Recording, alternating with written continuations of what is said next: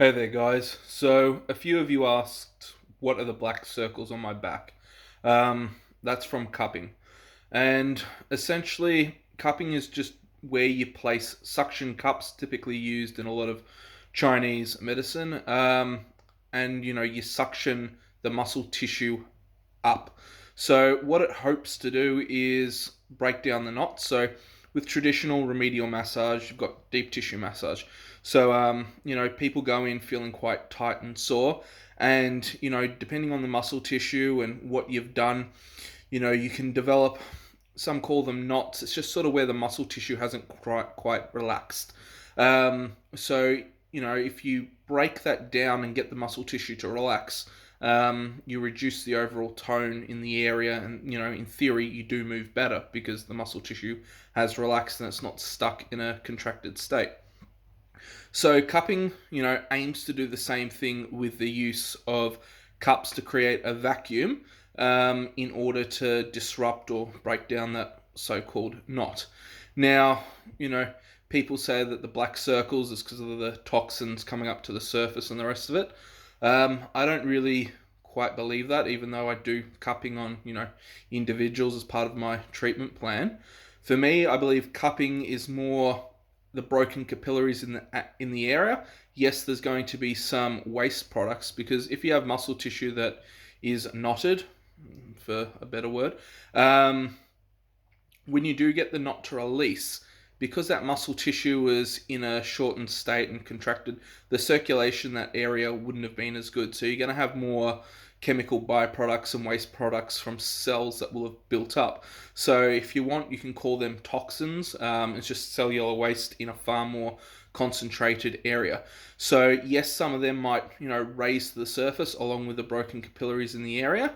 And if you're really, really tight, or you haven't had cupping done before, or deep tissue massage, if you have deep tissue massage and a whole lot of cupping done at once, for me, I wake up feeling quite sick the next day, and that's simply because, one, the muscle tissue was tight and just didn't have great circulation. So when all the chemicals basically hit my bloodstream, I feel really quite sick the next day.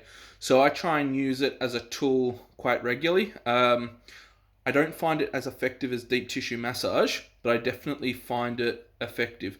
And considering I taught my partner how to cup, she can treat my back basically whenever I need, or, I've got a comp, say tomorrow, so I had cupping done, the night before. It's not painful. I don't get any discomfort.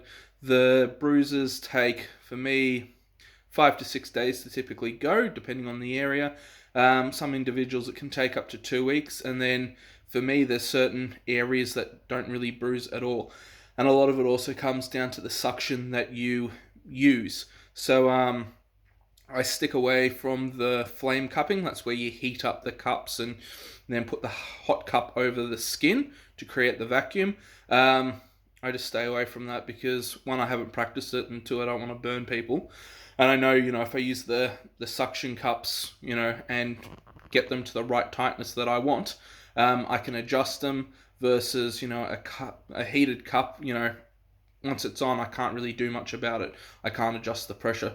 So I just stick with the suction cups. I'm never going to burn anyone. I'm not going to get myself burnt either.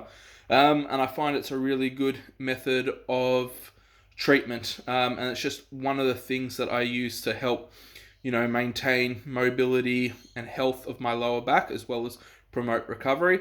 And that's the other thing, because you have suctioned the area, you're going to be drawing a lot more blood into the muscle tissue as well, which is going to have secondary benefits such as, recovery.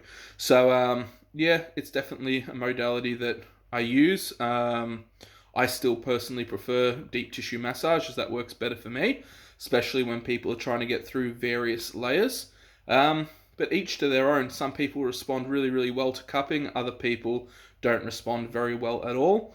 And there are certain conditions where cupping is more appropriate. Say, for instance, if I had a bulging disc in my back, I'm not really going to want someone to put a heavy elbow up and down, my back, and putting further pressure on my spine, versus if I'm using the suction cups, I'm pulling the tissue and sucking the tissue up, as opposed to having another force pressing down on top of me.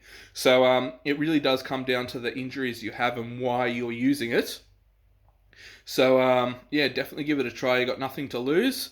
Hope that shed a little bit of insight. If you guys haven't already, hit like and subscribe. Have a great day wherever you are.